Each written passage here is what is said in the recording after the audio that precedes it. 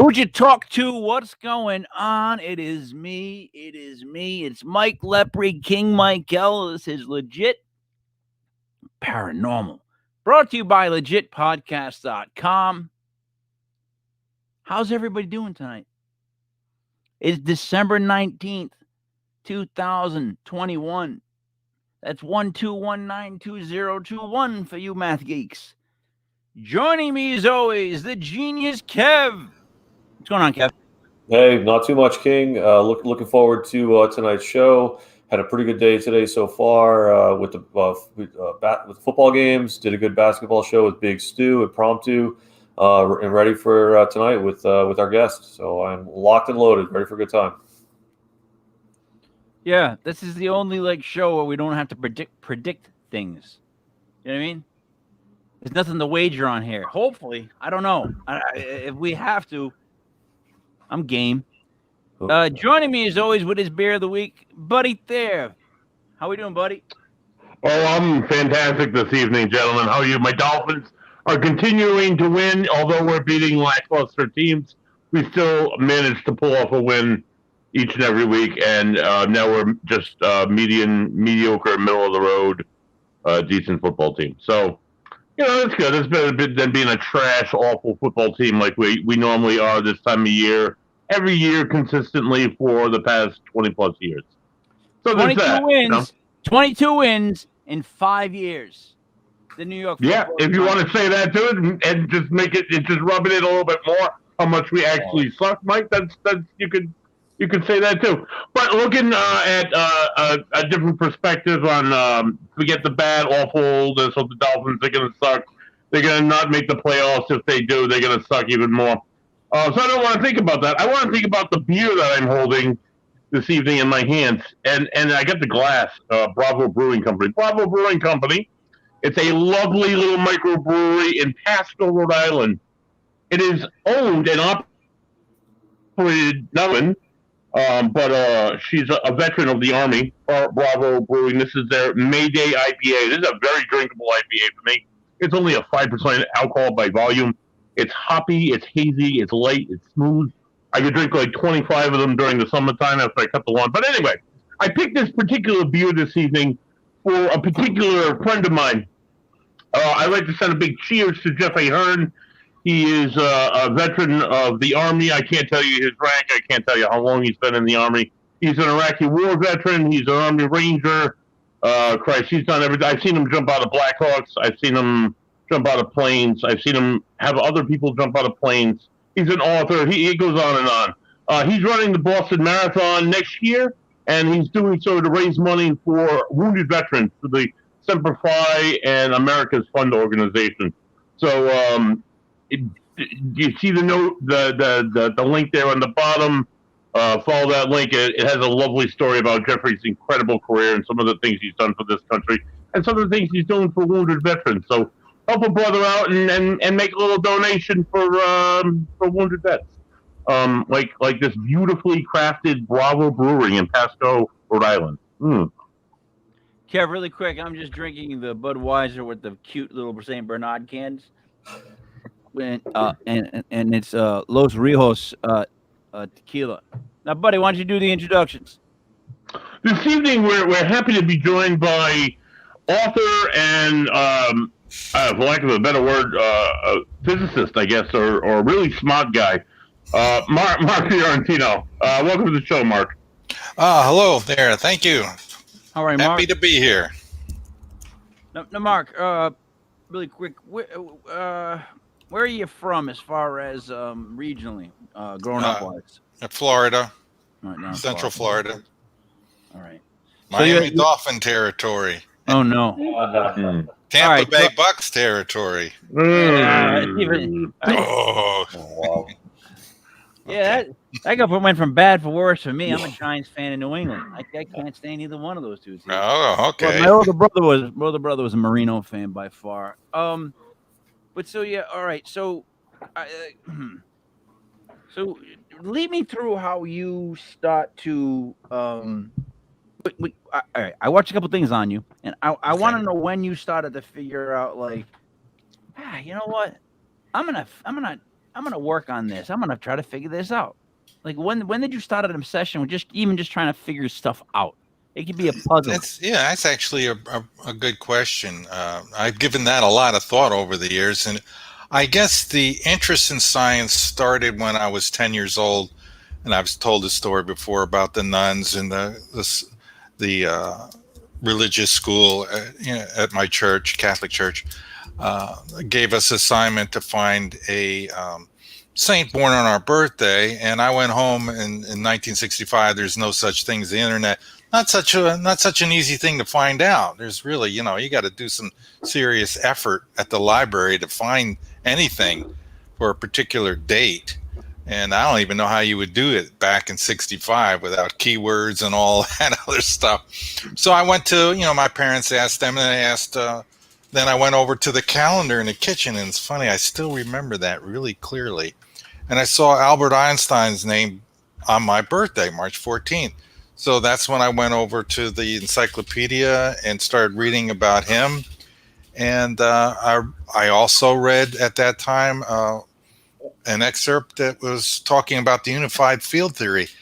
And when I read that, it made so much sense to me, and it's so odd at the age of 10 for something like that to really click. And from that point on, I started getting interested in science in general. I scored very well in school in my early years, very high, so high that my parents were told by the school that, I guess, I don't know what they called it back then, gifted or whatever. They started taking me to colleges at 9 and 10 years old at the campuses like Princeton, which was nearby where I lived, and places like that to see what schools I would like. And I thought, well, this is a little odd. I'm only 10 years old. I don't know. And so that's how I got into it. That's the start. From there, I got interested in UFOs, and it just continued on. Just a love of science in general, especially physics.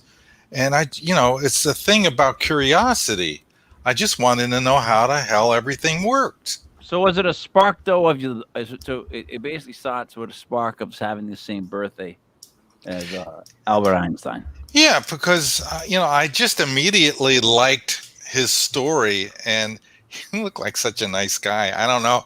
I liked the way he wrote and things he said, lots of his quotes, and I just became a real fan over the years, and I continued to work on the unified field theory because to me it became like a romantic quest. Yeah. To figure this thing out that they say is so hard.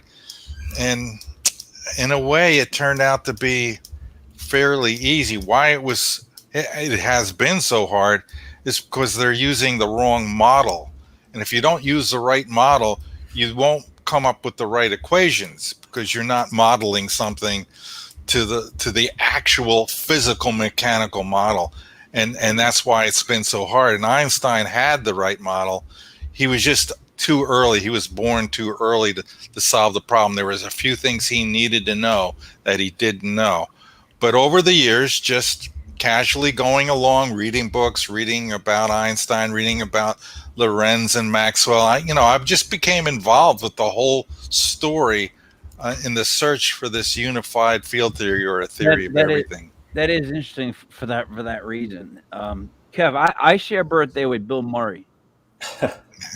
It's a fact. So that's what I got. That's all I got. I don't know if you've got anybody important, Kev, that you had a birthday with. I actually just found out today, Chris Paul. So that's pretty good. Yeah. Hey, buddy, do you know of anybody famous for your birthday? No, but I was born on the day after Flag Day, so I guess there's that. I don't know. That's really nothing. Yeah, I don't count that, buddy. Sorry, you're out. All right. I'd have to look it up, Mike. I don't know. Back to the conversation at hand. It seemed like things came really easy to you, really young. As far as UFOs, what's your theory on them? Like, let me ask you this, because here's what I think. I think in this way. I feel like I'm always trying to be tricked. That's the Italian way, especially up northeast. We think you're trying to trick us with everything you tell us. So now that I keep getting told that there's UFOs, back when they wouldn't tell me there's UFOs, Now's when I actually start to worry that, wait a minute, maybe it's something that's from Russia or China, because I don't believe what they say, so I jump to the opposite. You know what I mean? Like that's how I've become of what's being like let out. Or is it just as simple as they're just getting us more relaxed to the idea that all of a sudden here it is? Give me some help. Yeah, I mean, I wonder the same stuff. I think a lot of people, all the people in the paranormal world, are interested in getting this thing solved and out in the open, and certainly I am. But my opinion is the government knows. They've known for years. They've covered it up. And why did they cover it up? That's the big question. Well, what's the reason? The reason I think, and it's what I say in my book, is basically this is a strategic military advantage they have. He who has anti-gravity technology will also discover faster than light technology, which means they will be able to build UFOs, hovercrafts, whatever you want to call them, that really go fast in the atmosphere or out of the atmosphere. And that is a very critical, important military advantage that they have. So they're going to try to keep that secret, right? And it makes sense. I kind of don't blame them in a way. And they have to keep the idea of extraterrestrial secret too, so that that there's not a panic created. And I'm a little worried that they're going to portray them as enemies when they're probably not, because they're very much more evolved from us, from all of the testimony that I've talked to of people that have been abducted and all the ones that I've read about and tried to spot a pattern in all this. It's appearing more and more like they're actually pretty friendly, and they may not want us to know all at once because our society is still pretty primitive, and we could have some very strong panic reactions to this, especially if the press spins it one way or the other. So, they're here, they're real. Mathematically speaking, there's so many planets that they're discovering now. There is no way we're the only ones in the universe, and we really got to stop that thinking. That's primitive, head stuck in the sand thinking. Of course, we're not the only ones. And obviously, the ones that are visiting here, sure, some of the spacecraft are ours that we reverse engineered, and we're seeing those as well now. But the vast majority of them are going to be these aliens coming from all over this galaxy and maybe other galaxies, and more than likely other dimensions. But Mark, I know they keep saying there's more and more planets and whatnot. What if we were the only living life intelligent species that ever was or like will be, were anywhere? And then you just cut to Maury, and they're like, this is not the father. Like, you know what I mean? Like, this is what we've done with it. Like, this is what we, the one species left alive, has done with this. Like, that would be the worst, most tragic thing I can think of. Like, if we're the only ones, we blew it. We blew it from the get-go. There's not...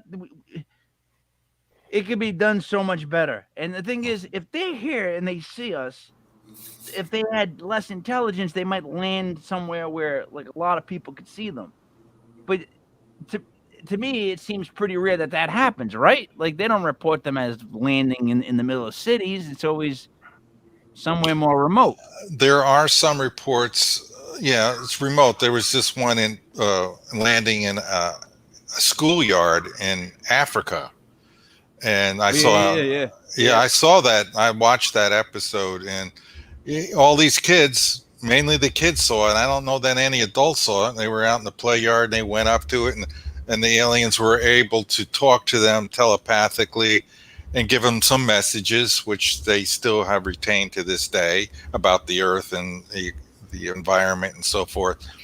And so every once in a while that does happen. But it's like you say, it's never been in a city, and I think that's deliberate, other than the Phoenix Lights, which they didn't land, but there was a very big ship floating over Phoenix. Pretty much hundreds and hundreds of people saw that. It's on video. but it's, cleverly displayed, never in broad daylight, never where you can make out details. The big thing that we need to do now is people that are searching for and trying to find these UFOs, we need to get some up close photographs and then have those photographs verified by physicists and so forth to verify they're not fake, because you got that going on that confuses the issue. And we could learn stuff. We could reverse engineer stuff. And I'm going to be working on some sensor equipment in a lab that I want to set up to detect them, so that maybe I can get a good picture. And that's got to be done. Somehow we got to get better pictures so it's so clear and so upfront that we could, maybe even reverse engineer by what we see on the outside of the craft. But how would you detect them? Like, how would you? What would you like? What are you trying to detect? What part of them would you? Well, from very early on, it's been very effectively covered up, is that there is a strong magnetic field that is emitted by UFOs. Okay. So, and I've read many things from Project Blue Book and so forth, where they went out there with magnometers. Why is the Air Force taking a magnometer out to survey a landing site? Because they know something. They already know how these things work. So they take a magnometer out, not realizing that some of the people are going to say, hey, these guys know something. Why are they taking this device out to measure magnetic field on a landing site? And when we've done this on occasion, you got the crop circles. They're either clockwise or counterclockwise. So that's a clue. That means that the field is rotating and it's sweeping around the bottom. And usually these crafts are spherical. And so there's a clue. And when they test those things on occasion, one time I read that the grass itself was magnetized. Then when you go to other reports like the Belgian UFO sighting of the triangles, a guy, this was in the 1980s, he took a picture with a regular camera. Back then they still used film, and there was an emulsion on the film. And that was analyzed by a physicist. And when the physicist was analyzing this film, he noticed the emulsion was magnetized. So there's evidence out there that magnetism is the key ingredient to generate anti-gravity fields. Kev, you're muted, which is fantastic. Try it again. Yep. Sorry. Yes. Go right ahead. Go ahead. Go ahead. No, so okay. So first thing, Mark, I want to say one thing you said. I completely agree with you when you mentioned that just the number of other solar systems, planets, whatever, means that the odds of us being the only intelligent beings on a planet is zero, or so close to zero that it's improbable. And I say that all the time. So when I meet people that are like, we're the only ones and that's it, I'm not all that impressed. So I'm glad we're kind of on the same page there. Now, what you were saying about the magnetism and crop circle and all those things is very interesting to me. And I'm kind of curious, how does your research and your findings tie into kind of what we're actually seeing in terms of evidence? Like you mentioned Phoenix Lights, we could probably talk about stuff in the UK, Rendlesham, the forest, and but just like the whole electromagnetic sort of interaction and the work you've done. Obviously, you've spent a lot of time studying this. Are we sort of getting closer to understanding how these crafts work? And have they already figured out kind of the stuff you figured out?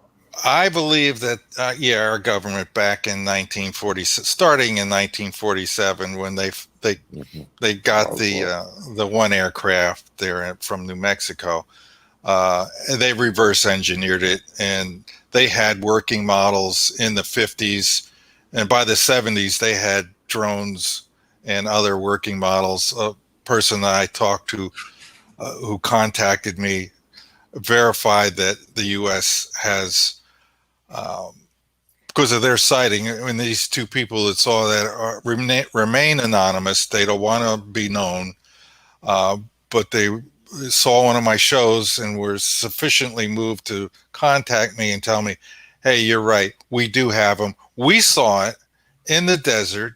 We got close enough to touch it, and we could see the markings on it. And the markings were U.S. Air Force experimental. So in my book, there's testimony there that's rock solid. They presented evidence that they were, serious people who I don't even want to say who they work for, but they were legitimate, normal, mainstream kind of people who have seen these things and seen them up close. There's a lot, we could talk for hours about all the different things that they've done. Oh, well, the listen, government. Have you seen recently with the when Biden was about to release the JFK information that doctor was supposed to come up? He said that he wanted to give it a look over. He wasn't done looking it over. Yeah. He delayed it. Did you guys see that? He delayed that information. You didn't have long enough time to look at it. It's been like how many years? Yeah. The rumor is that maybe even JFK was assassinated because he wanted to disclose way back then. I don't know. I mean, somebody had a laundry list of reasons why people wanted him whacked. Yeah, somebody had some very good reason, but that will probably remain a mystery for many, many years. I don't know that that's ever going to come out. It almost came out this year, but they stopped it. Like they literally did it, and no one said a word. Well, it's amazing the way they get away with it right now, Mark. They'll say it on TV. That the government has officially decided that what you're seeing is not like a ship that could be created by a human being, and it's not of this world. Well, it's now news. Now it's like a puppy video, and we're like, oh, big deal. Well, they keep saying, yeah, there's something there. We don't know what it is. That's where the lie is. Yeah. They've just moved forward a little bit, try to be believable, saying, oh yeah, well these things got leaked out, and Lou Alcindor, I don't know what his name is. Well, Lou Alcindor is originally. He's a basketball player. Yeah. But Elizondo, I think is his name. Anyway, yeah, they came out with a lot of stuff, and that's obvious that they're saying that now it's something, but we don't know what it is, and that's all we're going to say. So everybody's still scratching their heads wondering, well, what's going on? We don't know anything more than they've acknowledged that those videos are something real. They're not fake, and they just don't know what it is, and of course they do. I had a friend, and I still do, gentleman Dave, who answers questions. He'll tell you things like, look, I'm not saying you're wrong. I'm just saying I don't know. And then that's it. And you're like, well, what the hell does that even mean? You didn't even give me a real answer. That was like double talk. I'm not saying you're wrong. I'm just saying I don't know. And then he walks away, and you're left with, well, am I wrong? Or what did I do just now? And that's kind of how the government's got me feeling with the way that they're releasing information. Yeah, well, I guess they're gonna keep covering it up for a while until there's some sort of a witnessing, some sort of an event that it's just impossible to cover up. So, I mean, a mass sighting over New York City at close range, something that, hey, we could even see inside of the spacecraft, and these weren't people. They were big and tall and gray and had big heads, and when we saw them, hundreds of thousands of people saw them. It's on the news. That's going to be really hard to, say, wow, we don't know what that is either. Well, look, I don't know how long they could keep playing dumb. At some point, some event is probably going to happen that's going to force their hand. And I'm sure that they've already discussed that, how they're going to release it. Well, it's called the Jig Is Up papers. I want to talk about that because for me, like Phoenix Lights is very, very close to that because I've watched documentaries on it. I've read a lot about it, and they've tried to like model what you would have to build in order and power in order to have a craft that big, move at that speed, at that altitude, silently. And for like Phoenix Lights, there were hundreds, if not thousands, of witnesses and all that. And to me, like that one seems to me very close to what you're describing. Well, I don't think it was an accident that they allowed their ship to be visible at night like that, turning the lights on as they did so you could get an idea of its immense size. I mean, that's, a mothership. That thing, if you think about it, is so amazing because it's come from another planet, a whole nother solar system.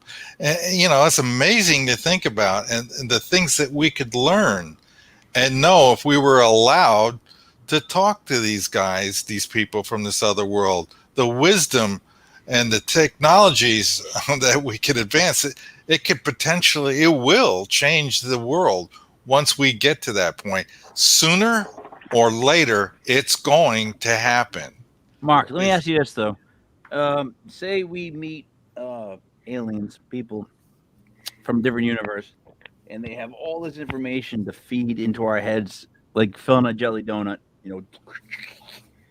How many out of 10 people you think would be able to retain it, be able to not have their minds explode? Like, I don't like to say people are dumb.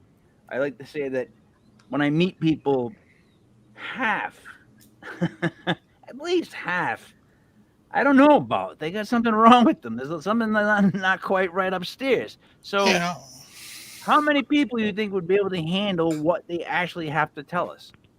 And I'm being serious. I don't know the percentage. I know there's basically two types of people. The people who care about this stuff. This is, metaphysics. This is philosophy. That's really what I am, a metaphysician.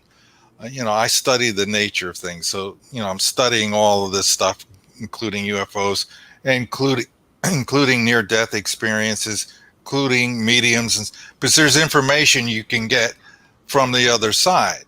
So if you assume there is another side, or in my case, I know for sure there is, because I've had personal experiences there, as has many, many millions of people now, NDE, near-death experiences, we can get information from that source as well, and which is something that I did. I employed that.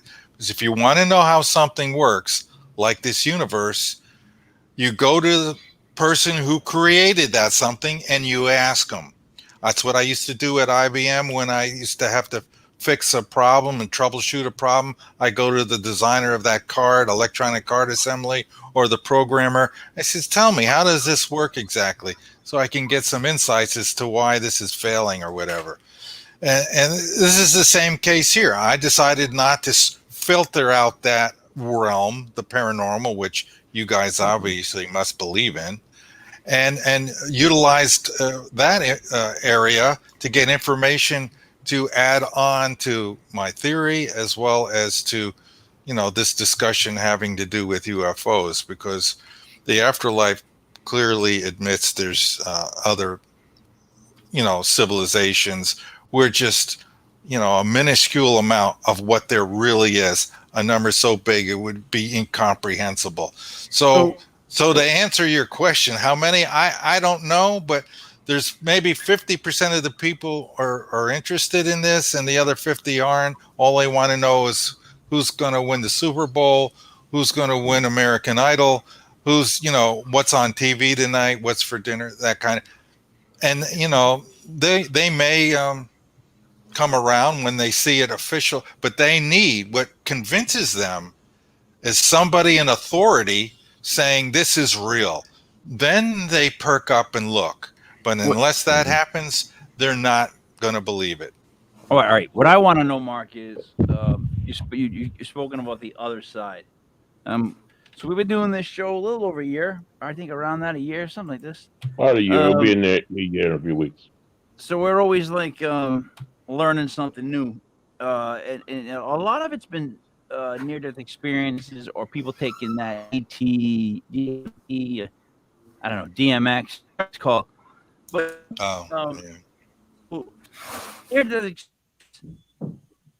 It's You're breaking up a little here. near-death experiences. Okay. You get me? Yeah. What would you exactly? Where are we going when we have those? When people feel themselves leave their bodies, where exactly are we going? Well, I've listened to many, read many books on it. Where are we going? It's the other side, the higher dimension, if you want to call it that. Heaven certainly is a good name for it. There's, different levels of heaven. We're going to where the Creator is. Actually, the Creator is everywhere. So that is another level of reality. We're in the physical realm here.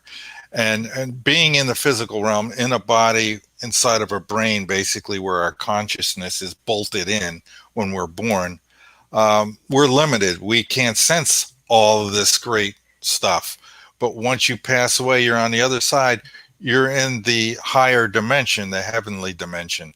And that's what it is. It's sort of like a parallel dimension as it's been described to me. It's like just here, but in another layer somehow that we can't directly see normally or access unless we're psychic in some way.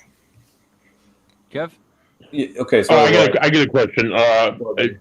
Mark, being I'm a paranormal investigator myself, so this is intensely interesting to me. But we always like to try and tie it in with something scientific, whether we're using something related to the scientific method while investigating, or try and keep it as scientific or as objective as possible. How would you tie in physics and science to the near-death experience, to that heavenly realm? Sure. To that, how would you? Is that energy? What is it?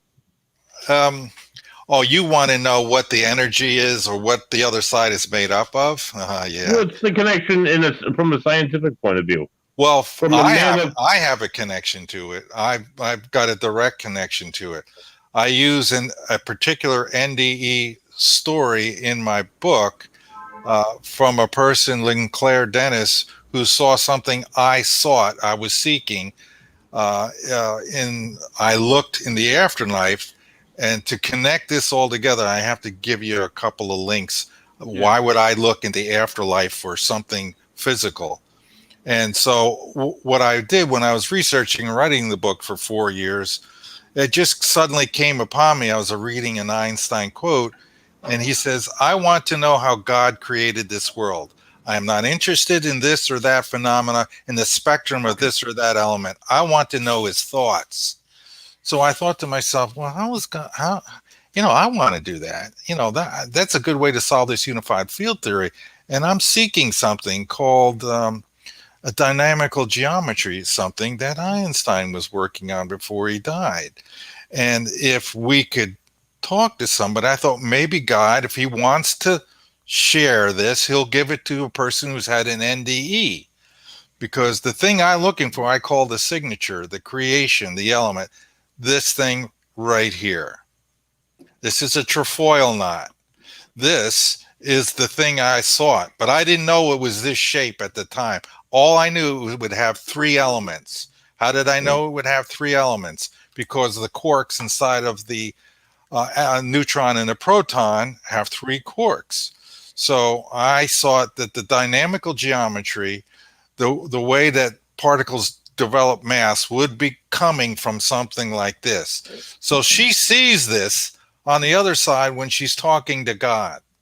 So I'm reading her book and I find that and I say, that's exactly what I'm looking for. After a couple of weeks of searching through NDEs, which, basically the riddle popped in my head when I was doing this. What you seek is this. It is something that is in everywhere and in everything, but impossible to see. So I knew that the signature of God, how he was going to sign this creation, would be inside of particles, inside of neutron and proton. I had to find the dynamical geometry. She saw this. Yeah, I turn it on. She saw this, and God explains to her, I am the source of mass and energy. I am the energy that creates mass. I mean, he's saying just exactly what matches my theory. And so I got very excited. I contacted her, and we had some discussions for quite a while. But I broke them off after a while because we had a disagreement. Because oddly enough, she wasn't sure if she believed in God or not, and because she's working with a lot of scientists. And for an NDE person not to be sure if there's a God or not, very unusual. So, you know, I said, well, if you don't have that much down, you know, this isn't going to work for you. And so I went that reference to three and three rings, would it have anything to do with like the three symbols of the Holy Trinity, or there's three references of God or three symbolisms of God? Is there any connection to that, or is it just three is just a magic number? There may be, but you know, I'm not saying that the Trinity, the Holy Trinity, it's odd that there is a Holy Trinity and there just happens to be three things, three quarks moving at 99% the speed of light inside of neutrons and protons, which is how they generate their mass. And so I was able to once I knew about this, I was able to complete a model. This model is very similar to what Einstein was doing when he was looking for a dynamical geometry that would cause gravity, which is basically a contraction of space. And in order to do that, you have to have fundamental unbalanced charges moving in an accelerated manner. This is the clue that reveals the origin of mass. When you have that situation, space contracts as these particles move at this very rapid speed in this form. Because not only is this thing like this, but it's precessing, it's spinning and rolling. And so what you get at 99% the speed of light, this is one instant in that time. But over, you know, a second or so, billions of rotations have happened. This is nothing but a rotating sphere by that time. And that's exactly what you need to generate a gravitational field. It has no polarity because this thing is a rotating sphere and it's precessing. There's not going to be a pole that we can measure and detect because it's moving too rapidly. So there's a case, there's an instance where the other side, the creator himself, passes a message to somebody who dies in a hot air balloon race and high altitude, comes down, is revived, and has the memory of seeing all of this while she was there. All of this is a strange set of coincidences that I don't think are accidental. I think that message was sent. I was the one that went to look for it and got it. And I was able to piece together now an entire theory based in part on this structure. And I was able to write a research paper that's on ResearchGate now with the math that proves exactly this is how it works. So there is a connection. And a regular physicist would never dare go into the paranormal to get information like this. See, yeah, it's interesting because that's as you've been talking about the last 15 or 20 minutes or so, you mentioned a couple of things about a creator, and you said something earlier about if you want to figure out how something works, you talk to the creator. And it seems like this, I guess, is one of those, you know, sort of examples of I don't know if you I assume talking to the creator is a metaphor, but I guess I'm a little kind of curious how that plays out with other sort of physicists and everything else. I mean, I guess where's the research stand now? Yeah, that's going to be a problem for me. You know, I'm on the outside trying to knock on the doors and trying to get the attention of these guys to take that seriously. Now, I wouldn't talk to them necessarily about this stuff unless they asked, then I would tell them, you know, this is the way I got it. And you know what? I'm not going to apologize for it. There is another side. You don't want to believe it? Fine. But, you know, in the end, the sweet irony of all this, all your science, all of it comes from God. And I will give you a quote from somebody that talked to God himself, Father Rick Wendell, who had an NDE, one of many who said this: all of this three-dimensional world is within God. There is nothing outside of God. Everything within this physical universe has to correspond to laws, and God set those laws. They are immutable as God is immutable. None of this, what we see and experience, is an accident. It is intentioned by God. So basically, we are living in some sort of a matrix, if you want, or a hologram. You want to call them those sort of things. We're inside of the creator. We're a part, all of this, everyone, every little piece, every little atom. And this is not the only person who said that. Many NDEers come back and say the same thing. This universe, everything was created by the one, the eternal, the infinite intelligence. There's a lot of names. It's the same being. And that, to me, it's not something I just believe anymore. I've had personal knowledge verifying that there's an afterlife. I have evidence presented to me personally. So I'm not going to say I believe maybe 99%. No, it's 100%, and we need to get on board with that so we can evolve, so we can advance ourselves. If we don't have that fundamental thing right, and we're going to make models in physics based on randomness and non-existence, and space is made of nothing and things pop out, you're never going to get the right answer, and you're going to be scratching your head 50, 100 years, 1,000 years from now. We have to get to the truth. We have to figure out what it is, identify it, explain it, thoroughly understand it so that we can move forward. So science is going to have to get used to the fact at some point to be merged with some religion or spiritual, because the source of it comes from the other side, from the creator. So science needs to let in a little more God, and God is more involved in science than we think. All right. Not just science, us as well. I get that, but here's my sell to someone. First, they gotta believe in God, which nowadays is not that easy. You know what I mean? No, it's not popular. No. Like I said, going to a church is like going to a roller skating rink on a Wednesday night. There's nobody there.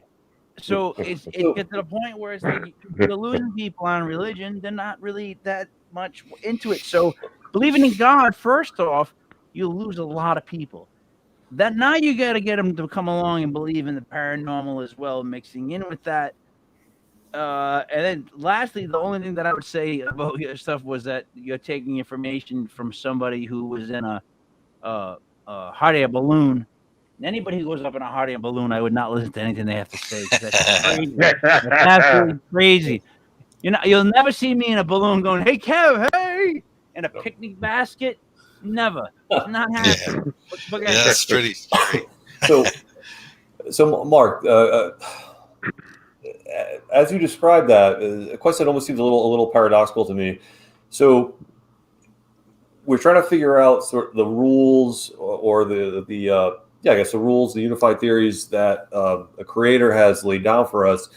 And it's almost like the closer we get, the more people move off religion, because now everyone thinks science explains just about everything.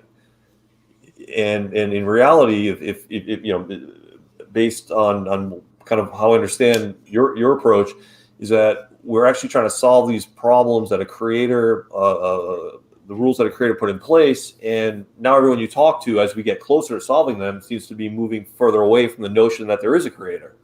And that seems a little paradoxical to me. Well, we're in the modern world, and the culture has evolved kind of in this opposite direction. It's very secular now. But there's a battle going on between good and evil here, and that's part of the battle. And there is an army here that people don't realize there is, and that God is fighting to get this information to us so that we can make better decisions, better choices, and become more evolved and become peaceful, have a peaceful planet. And so it's going to be hard. I'm on an adventure here. I don't know how this is going to work out. I'm trying to get this in front of physicists because I think I have the solution. It's hard to refute. I did get one physicist so far to look it over, and the amount of words was too much for him. It's a 50-page solution. I did that to make sure there was no misunderstanding as to what the math meant. I want it to be absolutely clear. And so in order to do that, I established there is an ether, because without that, the whole foundation of my theory, super relativity, doesn't really make sense. There has to be a fundamental field. That's what Einstein believed when he searched for the unified field theory. And that's the path I followed. Basically, the unified field theory is nothing more than this. Electromagnetism and gravity emerge as aspects of a single fundamental field. And so the ether is that single fundamental field. And what is it? It's a quasi-elastic solid. So this thing, outer space, if you go out where there's no air, nothing, there's still something there. And when we bend it with certain forces like magnetism, electrostatic field, or the gravitational field, we're biasing the space. We're bending it either clockwise, counterclockwise. We're stretching it or we're contracting it. That's all you really can do with it. Those are the forces of nature. Why are we doing that again with the ether? Why are we bending it? Because that's where force comes from. Force, action at a distance. So it's determined, it happens, it's possible because of these stresses and tensions within the ether that can cause attraction or repulsion, and like we have with the electromagnetic field. And in order to create these bendings, like a magnetic field only happens when a charge moves. Well, what's a charge? All particles are charges. They're made up of charge. A charge is an electrostatic field. And as was determined back in Maxwell's time, electrostatic fields were really twists of space. They were vortex shaped. And they really went on that theory. Unfortunately, the model that they used was not quite right. I had to correct that model and come up with one that could explain all the phenomena we see. Well, it is a charge is a vortex. It's a 180-degree inversion of the fundamental field. And so as a charge has this structure, it causes the motion of the charge. That's why particles move, because there's a structure that's inside of the electrostatic field that's created as a pressure wave. And pressure wave is the way that particles move. They're all pressure waves. But what I was going to make the point of is a magnetic field happens as a result of the charge as it's spinning through space. A rotation of space around that charge happens when it moves. That's where the magnetic field comes in.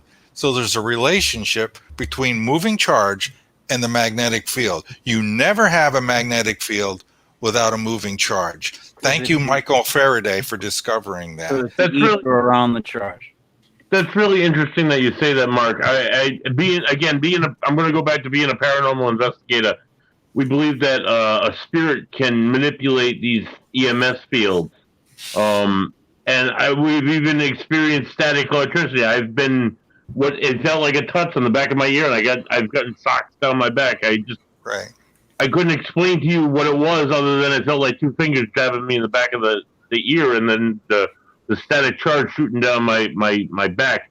I've had experiences where like all the hairs on my body stand up, and I'm freaked out. So you feel that the spiritual activity is an energy source? It's a static electricity source? What is it? I've searched this, and I still don't really have an energy or an explanation for what spiritual energy actually is.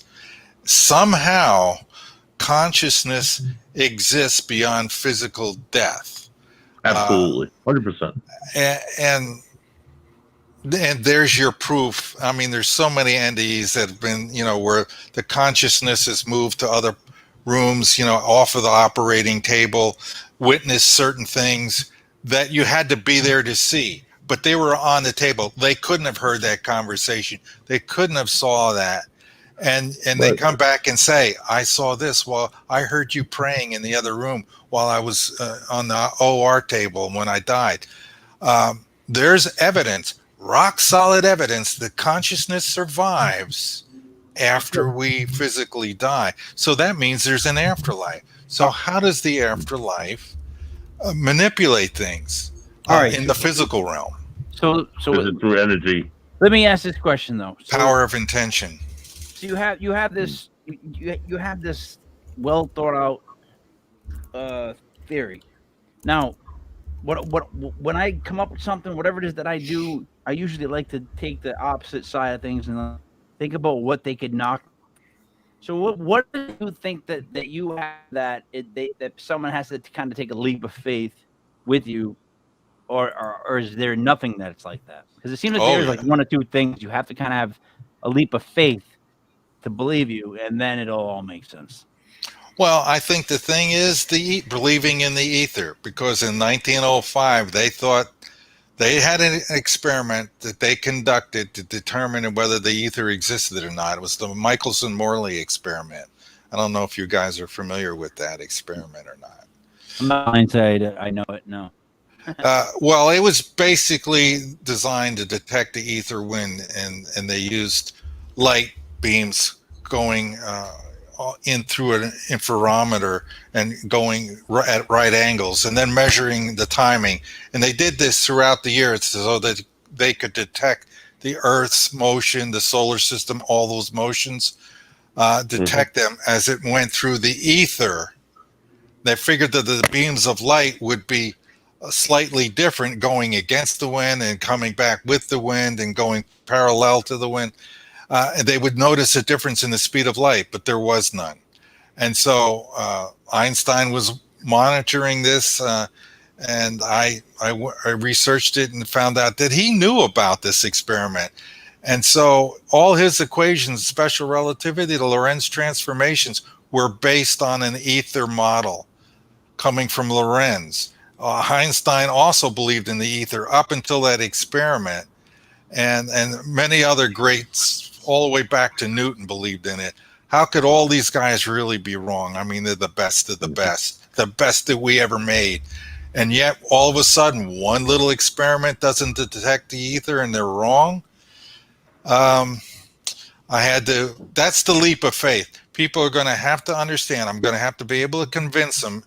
And in my research paper, I spend 45 pages basically saying, here's all the evidence that there is an ether. Why are you ignoring this evidence in favor of one badly designed experiment using a particle that always goes the same speed? Why? Because its speed is self-caused internally. It doesn't care what the emitting source's speed is or the receiving sources. It has nothing to do with the motion of the photon. It's going to be independent. So we're always going to measure the speed of light.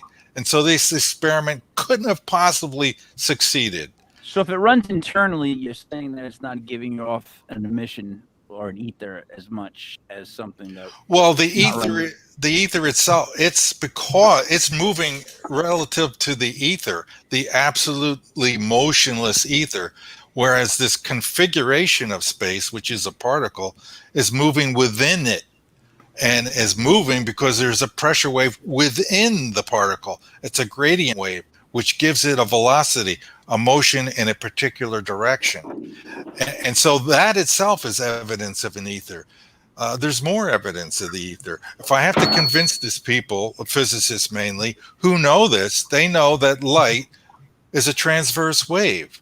And according to Albert Einstein, and many other physicists, transverse waves only occur in solids. Remember I said that the ether is a quasi-elastic solid. So there's evidence that's been ignored. All the particles are transverse waves. They must be moving through a solid because that's the only time you get transverse waves. And then there's the ether has measurable properties. If you go out into the middle of deep space and you take an instrumentation to measure permittivity or permeability, you will detect there is a level of permittivity and permeability, a constant out in space. It's measurable. These are measurable physical properties that can exist in nothingness. So, and I pile this on. This is, I'm answering your question. You said, what are they, not going to want to believe in? The ether. If you talk to a physicist about it, it's like blasphemy to them. They don't want to hear it. They don't want to know. They'll just repeat what they learned in class. And particles actually pop into existence from nothing. And they can do that. That's how they work. Electrostatic field is just coming from somewhere out of nothing, and it shows up when we watch it. And only when we look at it. But if we don't look at it, it doesn't really exist. And that's the kind of explanation, and that's the kind of argument I'm going to get when they've had that burned into their minds to not accept anything else. And in some cases, when the students ask these kind of foundational questions, they're told to shut up and calculate. Don't ask this stuff. You're going down the wrong path. And that's a fundamental problem. The ultimate challenge that I face now is somehow I got to break through that bad teaching, bad model, that paradigm, and say, hey, it's all wrong. You guys never had this right. And you'll never advance until you get this straight. So, Kev, usually when there's like that experiment was 1905 and whatever, and kind of everyone bought into it and moved forward. What does disbelieving in or discounting or disproving an ether, like what problems did that solve? Because usually you don't go down the path unless it's going to make something else easier. So what did that solve? I'm very curious about that. Well, it didn't solve anything because they were looking for an explanation of force and action at a distance. And so without an ether, that just evaporated into, it really moved everybody toward the quantum mechanics paradigm, whereas you don't really think about a particle having a position or a particle having a velocity. Particles have probability waves and probability locations and probability velocity. There's no, they'll tell you you're thinking wrong. You're thinking wrong here. Don't think like that. Particles don't have a position, really. The Schrodinger cat problem and all of that, where they basically say, hey, that property doesn't really exist until you look at it. And when you look at it, you're affecting it. And you're part of the experiment. You disturb it. And so that's affecting what you're looking at. So you have a situation where it really stumped, especially Lorentz, who was a firm believer who created the Lorentz transformations based on an ether model. Maxwell created the electromagnetic theory based on an ether model. Newton made his law of science based on an ether model, even though he did not know how it mechanically worked. And he said that, but he says there's got to be some fundamental field or something of that nature. So it's a significant challenge for an outsider like me to face. I've got a big task because because the thing that most people want to do is just call you names like crackpot or whatever when you talk about stuff like this. They get ugly, and I just got to keep my head and say, there's people that are going to travel around the second row and just wait for you to start talking, and then they're going to immediately just start going like this. And once they start doing this motion right here, it's never good. You just got to listen to it. You just got to fight your way through it. You got to just look right over them. Like, it is what it is. Kev, what do you got? What? That was my question. I was just very curious about what does denial of ether kind of get you.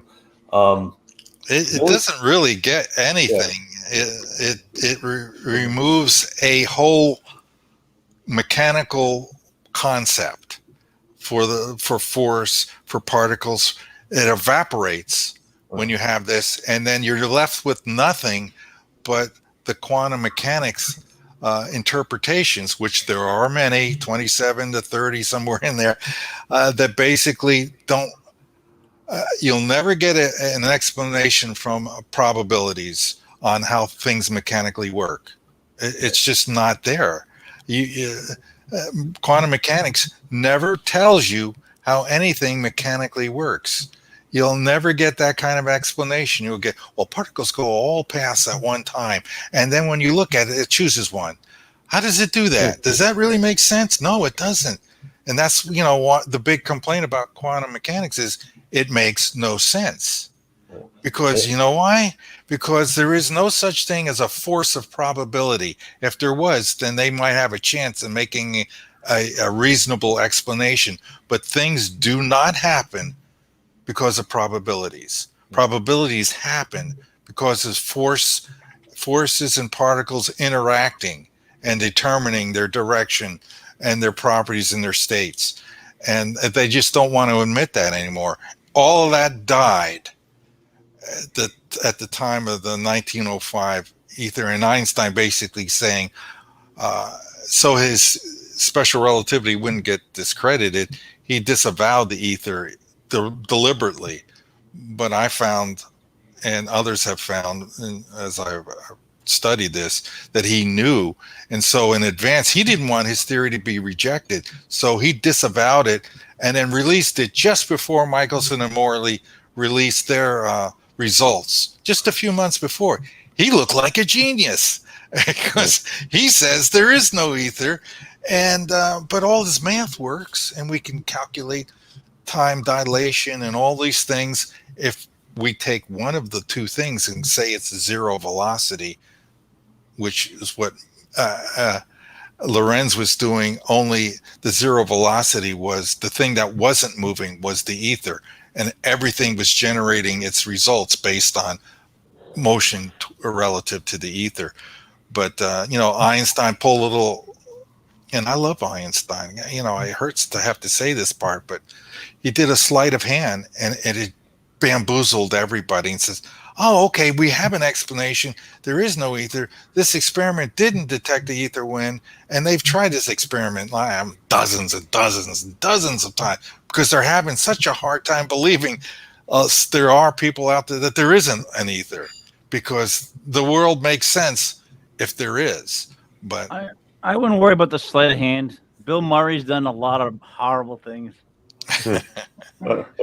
Guys, we're gonna start to wrap it up. So before we get to our Mark, Kev, what do you got to wrap it up with? No, I think this was a very good conversation. I have a bunch more questions. Maybe we could, come on again, talk about some of the other stuff. But this was very interesting. I'd read some of your stuff. I had watched some of your videos. I was worried that it was going to be a little bit incomprehensible, but I think you did a very good job presenting it and making it accessible. So thank you for that, Mark. It was a good conversation. Thank Buddy. you. Mark, I'm not really a science guy, and like Kevin, I was wondering where this show was going to go beforehand, or if I was going to understand anything that you had to say. And you explained things so beautifully that I had millions of questions still popping up in my head that I could continue to ask you for the next 2 or 3 hours. So I'd love to have you back on and maybe talk more the physics of the dead or the physics of the aliens, or Christ, even time travel. I saw time travel in your in the bio that was sent to me. So I could talk to you for hours about any of this stuff. So it's been really, really fascinating this week. But next week, join us for we have Peter Muse coming on. He's an author. He's a local author. He's got degrees in anthropology from Bates College and Brandeis University. He's been exploring New England legends, folklore, and weird traditions for 20 years. He's been blogging at New England Folklore since 2008, and he's authored books such as Legend and Lore of the North Shore, and his recent work has also appeared in Sam Bellatrus's 13 Most Haunted Crime Scenes Beyond Boston. Peter has appeared as a guest expert on Travel Channel's Mysteries at the Museum, and he joins us next week at 7:05. All right. It was long. Mark, anything you want to say? Any websites you want us before we let you go? Yeah. My Website is www.super-relativity.com. Super-relativity.com. And I got basically most all of my information there. You can get some videos there. I have a blog there that answers some questions. I try to keep adding to it. And there's a set of buttons right on the front page. It goes to my book on Amazon, or you could buy a personalized copy, a signature copy from my website. Everything's basically there. And please subscribe to my YouTube channel so you get the latest videos that I have coming out, and get updated there as well. But and I'm on Facebook as well. Okay. All right. Well, you know what? I want to thank you, Mark, for being on the show. Unlike these two guys, I was not at all worried about what we were going to talk about because I'm considered a professional. These things, they don't bother me, stuff like me. These other two, I don't know about, Mark. So thank you for being on the show. So for Mark 8th, you know what? Let's do the Italian pronunciation of how I would do it. And it's Fiorentino, right? Fiorentino. Fiorentino. So for Mark Fiorentino, for Buddy there, for the genius Kev, it's me, Mike Lepre, King Mike Elvis was Legit Paranormal, brought to you by legitpodcast.com. Our next show will actually be tomorrow night. It's a basketball show hosted by the genius Kev, rolling in around what, Kev, 8 p.m.? Yep. We've been 3 out of 4 games every week. Yeah, we're very hot. We'll see how we did tonight. We picked 6 games tonight, but we are on fire. Let's let it roll. Thank you, guys. We'll see you again next Sunday.